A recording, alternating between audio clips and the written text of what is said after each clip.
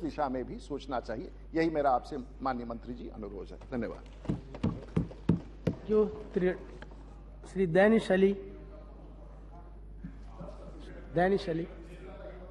धन्यवाद सभापति महोदय, आपने मुझे इस फैमिली कोर्ट अमेंडमेंट बिल 2022 पर बोलने का मौका दिया। बेसिकली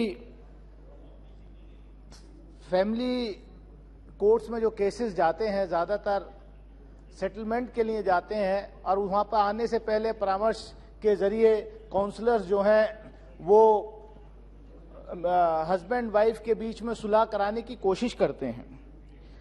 और आज हम ऐसे बिल पर यहां डिस्कस कर रहे हैं, लेकिन दुर्भाग्य इस बात का है जहां पर हम सेटलमेंट के लिए कोशिश कर रहे हैं, हमें अपने गिरेबान में झांक के देखना चाहिए।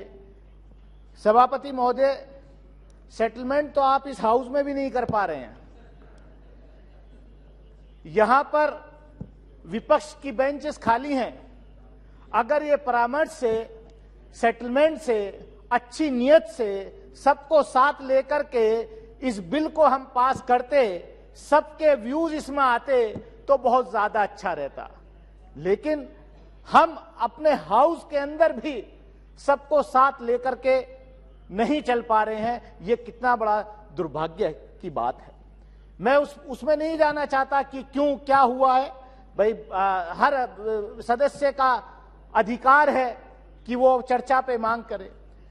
मैं इतना ही कहना चाहता हूं कि सरकार को पीछे नहीं हटना चाहिए था। अगर महंगाई पर विपक्ष चर्चा पर मांग कर रहा है तो उनको सुनना चाहिए, सस्पेंशन देना चाहिए और वापस लेना चाहिए। मेरी अपील रहेगी सरकार से, जिन साथियों को यहां से सस्पेंड किया है उनका सस्पेंशन वापस ले। मेरी पीठ से ये आग्रह है, उनको please confine yourself to the सभापति महोदय, मैं यही कहना चाहूंगा कि हम यहां आते हैं, चर्चा हो, हाउस चले। अभी आप जानते हैं कि कितने लाखों की तादाद में केसेस कोर्ट्स के अंदर पेंडिंग हैं। यहां पर कानून मंत्री बैठे हैं। मैं इस बिल पर आना से पहले एक बात कहना चाहूंगा कि जो इंफ्रास्ट्रक्चर है कोर्ट्स का, उसमें बहुत कमी है। सभापति महोदय, मेरे यहां अमरोहा लोकसभा क्षेत्र का एक पार्ट जो है हापुड़ जिला आता है, करीब 40% हापुड़ जिला जो है मेरी लोकसभा क्षेत्र में।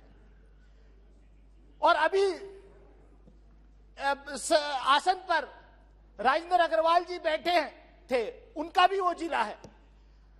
कानून मंत्री महोदय से मैं कहना चाहूंगा, सर 2011 में जिला बना हापुड़, लेकिन आज तक वहां डिस्ट्रिक्ट कोर्ट के लिए बिल्डिंग नहीं है। डिस्ट्रिक्ट कोर्ट जो है वो 5 जगह में चल रहा है। हम सस्ता न्याय दिलाने की बात करते हैं, लेकिन सरकार ने मतलब जमीन एक्वायर हो चुकी है। 32 एकड़ जमीन डिस्ट्रिक्ट कोर्ट के लिए एक्वायर हो चुकी है। मैं चाहूंगा, मैं आपसे व्यक्तिगत रूप से भी मिलकर के चर्चा करनी चाहूंगा उस पर, लेकिन पैसा जो है सरकार नहीं दे रही है। मतलब सरकार से ही सरकार को जमीन खरीदनी है डिस्ट्रिक्ट कोर्ट बनाने के लिए हापुड़ जिले में, लेकिन सरकार पैसा नहीं दे रही है जमीन के लिए। ये कहां का न्याय है सर? हम सस्ता और सुलभ न्याय दिलाने की बात बहुत करते हैं, लेकिन धरातल पे इसके जस्ट विपरीत हो रहा है। मैं आग्रह करना चाहूंगा आपके माध्यम से माननीय कानून मंत्री जी से कि हापुड़ जिले के अंदर डिस्ट्रिक्ट कोर्ट की नई बिल्डिंग बनाने के लिए जो बाधाएं आ रही हैं, उन बाधाओं को उत्तर प्रदेश सरकार से मिलकर के उनको लिखे और जल्द से जल्द दूर कराएं। सभापति महोदय, यहां पर जो है एक चीज और हो रही है, पिछले मैं कई सेशन से देख रहा हूं, ये सरकार जो है रिट्रोस्पेक्टिव इफेक्ट से कानून लाना शुरू कर दी है। पिछले सेशन में नारकोटिक्स का एक बिल आया था, उसमें भी रिट्रोस्पेक्टिव इफेक्ट था। आज फैमिली कोर्ट्स का बिल आया है, उसमें भी रिट्रोस्पेक्टिव इफेक्ट है। कल को कुछ और ऐसे बिल कानून ना बनने लगे कि आप तो यहां पर प्ले कार्ड लेके खड़े थे, आप तो यहां बाहर विजय चौक पर धरना दे रहे थे, इसलिए नया कानून बन गया, इसमें भी रिट्रोस्पेक्टिव इफेक्ट हो जाए। ये जो है ये बहुत सीरियस इशू है सभापति महोदय। मैं ये कहना चाहूंगा कि सरकार को जागरूक रहना चाहिए। जब हिमाचल प्रदेश के अंदर फरवरी 2019 में आपने कोर्ट फैमिली कोड बना दिया तो उसका नोटिफिकेशन क्या भारत का कानून मंत्रालय सोता रहा कि उसका नोटिफिकेशन नहीं किया? ये किसकी जिम्मेदारी थी? क्या आखिर ऐसा क्यों हुआ? क्या मंत्री जी सरकार इसकी जिम्मेदारी लेंगे? जब वो अपना जवाब देंगे इसमें बताएंगे। मैं ज्यादा कुछ ना कहते हुए मैं यही कहूंगा कि अभी मेरे से पहले भर्तृहरि महताब जी बोल रहे थे तो उन्होंने कहा कि ये सिविल मैटर्स हैं, फैमिली कोर्ट में सिविल मैटर्स डिस्कस होते हैं। जाहिर सी बात है कि फैमिली डिस्प्यूट्स जो हैं वो सिविल मैटर्स हैं, लेकिन इस देश की बदकिस्मती है, इस देश के माइनॉरिटी कम्युनिटी की बदकिस्मती है कि जो फैमिली मैटर्स सिविल मैटर्स थे, इस सरकार ने एक कम्युनिटी के फैमिली मैटर्स को क्रिमिनल मैटर्स बनाने का काम इसी सदन से पास किया था 2019 में, और नारा दिया था कि हम जो है मुस्लिम महिलाओं को न्याय दिलाना चाहते हैं। मैं पूछना चाहूंगा कि कितनी महिलाओं को जो है आपने न्याय दिलाया है? आज जो देश भर के अंदर कितनी महिलाओं के घर जो हैं वो बगैर नोटिस के तोड़े जा रहे हैं?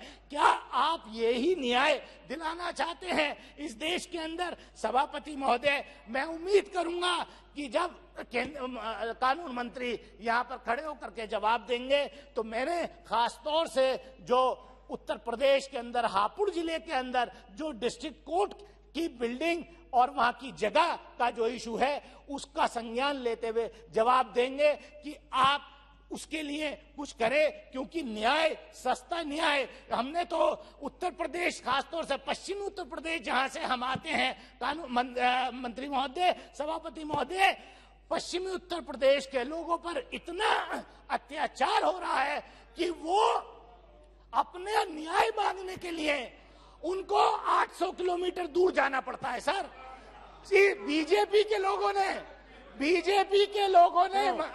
Am concluding, please confine yourself. I am concluding. Merits and demerits of the bill. I am concluding. Sir, Don't jump over any other issues. I am concluding. Which may invite you controversy. मेरी यही दरखास्त है, क्योंकि इस सरकार ने, Bharatiya Janata party ने बाकायदे अपने मैनिफेस्टो में भी के उत्तर प्रदेश में भाषणों में, आंदोलन में कहा था कि पश्चिमी उत्तर प्रदेश के अंदर हाईकोर्ट की बेंच लाएंगे।